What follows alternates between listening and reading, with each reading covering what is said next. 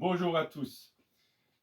Donc j'ai la chance et l'honneur d'avoir un invité aujourd'hui. C'est Bill Delahoyt qui est un agriculteur d'Irlande qui habite à une demi-heure de la tour de Glendalough qui est très connue en Irlande, hein. C'est la fameuse tour qu'on voit sur les photos pour touristes d'Irlande, hein. C'est vraiment une des plus connues.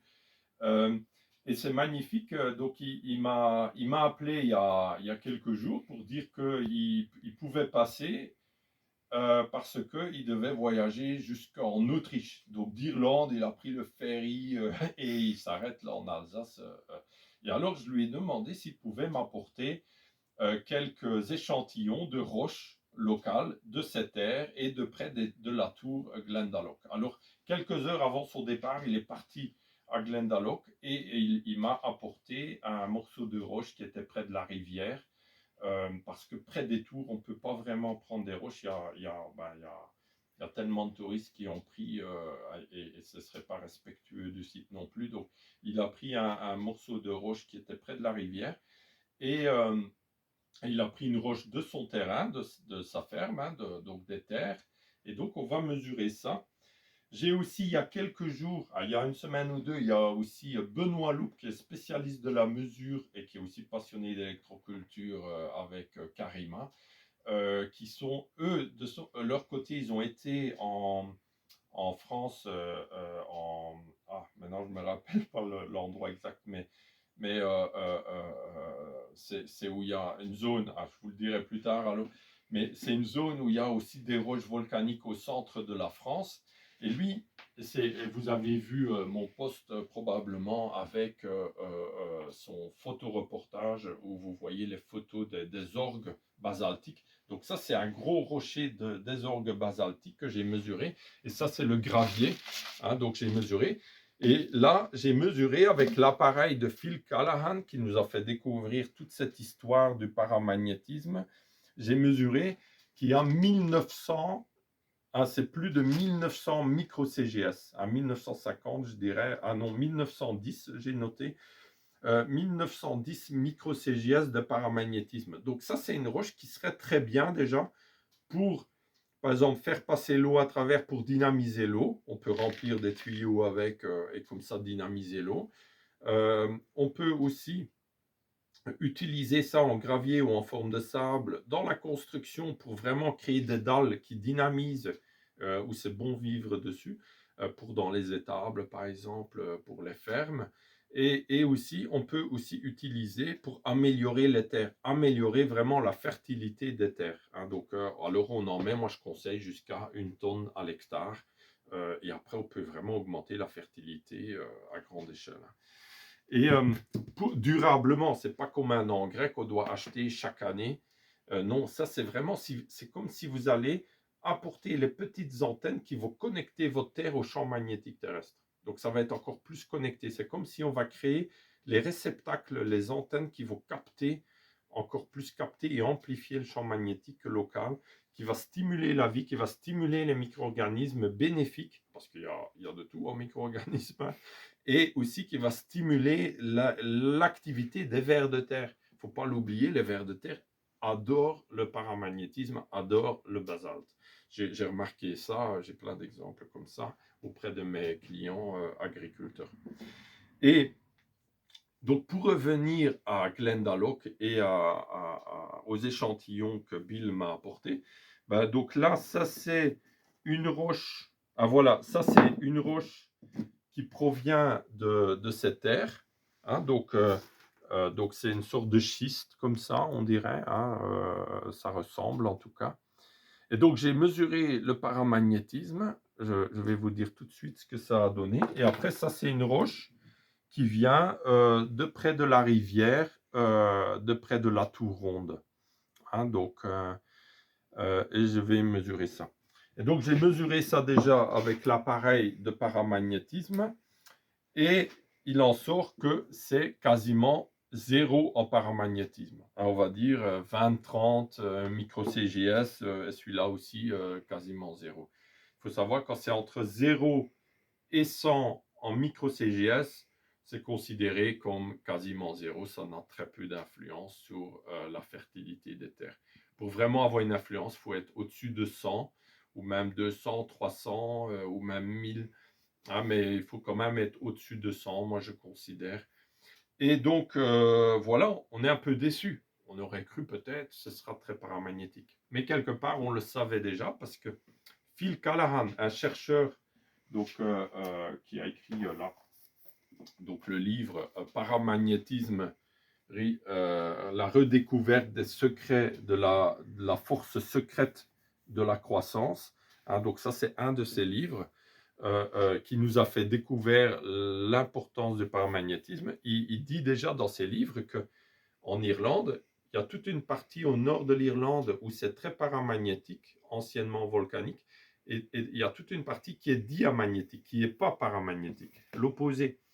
Et il dit que alors ils ont apporté des roches des zones volcaniques pour faire les tours rondes, pour faire l'effet antenne qui va amplifier le paramagnétisme et l'énergie paramagnétique autour pour nourrir, fertiliser les terres et les plantes.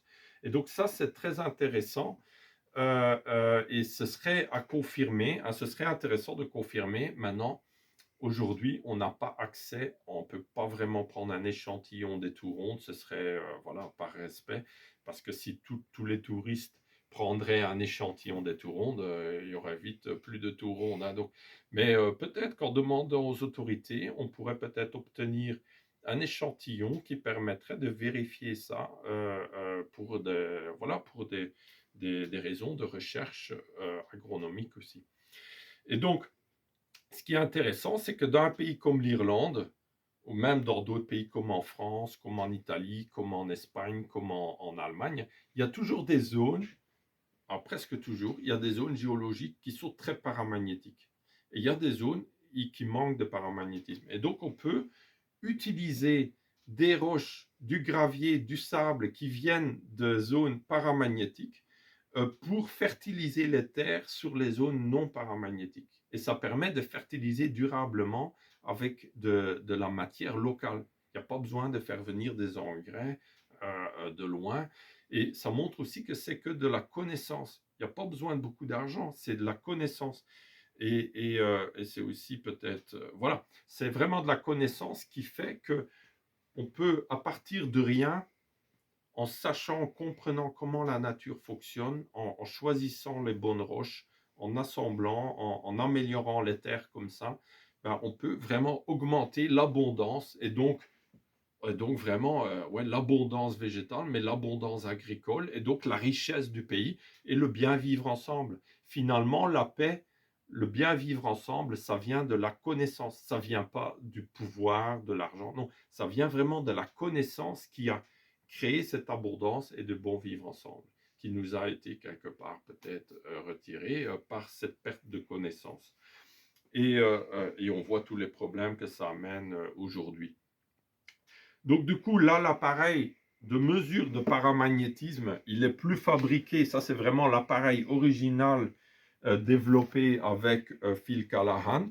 Il est plus fabriqué. Alors moi, j'en ai refabriqué un avec l'aide d'électroniciens qui est beaucoup plus solide encore. Et je suis encore en train de l'améliorer là avec des électroniciens pour, j'espère, au plus vite pouvoir vous en reproposer un modèle pour les consultants agricoles, pour les fermes qui veulent étudier ce sujet et étudier le paramagnétisme de leurs terres.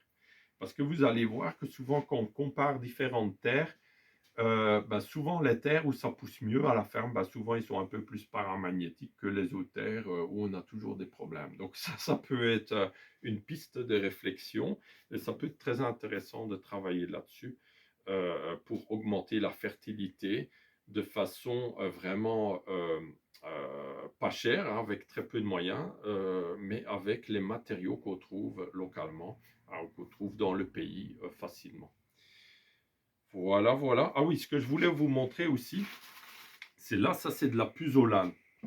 La puzzolane, c'est différent que du basalte, c'est la lave qui sort du volcan, qui est souvent très aérée, hein, donc quand c'est projeté, et après, ça se mélange à l'air, et ça fait une réaction très aérée, Et il y a parfois des laves ou des puzzolanes qui sont très paramagnétiques et d'autres pas du tout.